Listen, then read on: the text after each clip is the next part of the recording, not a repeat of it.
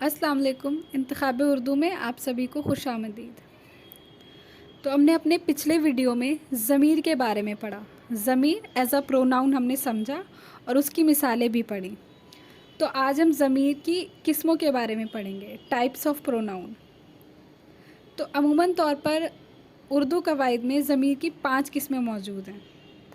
تو چلیے پڑھتے ہیں. ضمیر کی پہلی قسم ہے ضمیر شخصی, جس کو انگلش میں ہم پرسنل کانشینس کہتے ہیں. ضمیر کی دوسری قسم ہے ضمیر موصولہ, مطلب کانشینس ریسیوڈ. ضمیر کی تیسری قسم ہے ضمیر استفہامیہ, مطلب کانشینس آف انٹروگیشن. ضمیر کی چوتھی قسم ہے ضمیر تنکیر, مطلب تنکیری پروناؤن. اور ضمیر کی پانچویں قسم ہے ضمیر اشارہ, مطلب کانشینس جیسچر. تو ضمیر شخصی پہلی قسم. ضمیر شخصی وہ ضمیر جو کسی شخص یا آدمی کے لیے استعمال کیے جائیں ضمیر شخصی کہلاتے ہیں, جیسے میں, تم, ہم, آپ وغیرہ. لیکن اس کے استعمال کی بھی 3 صورتیں ہیں. پہلی ضمیر متکلم, مطلب کانشینس.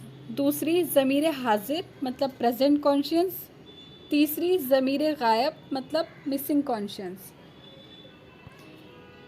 تو ضمیر شخصی کی جو پہلی صورت ہے ضمیر متکلم, وہ ہے بات کرنے والا اپنے لیے جو ضمیر استعمال کرتا ہے اس کو ضمیر متکلم کہتے ہیں.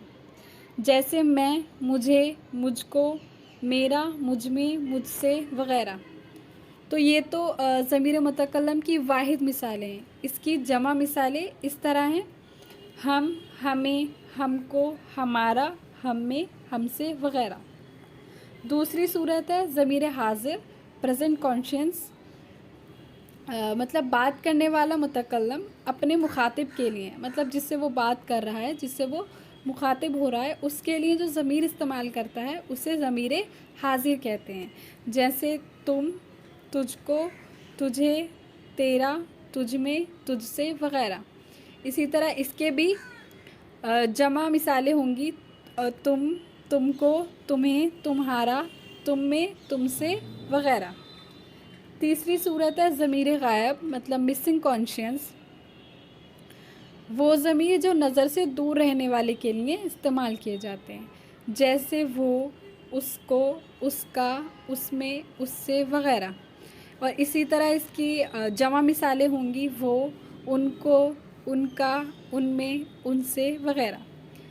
تو ضمیر کی باقی قسمیں ہم اپنی اگلی ویڈیو میں پڑھیں گے.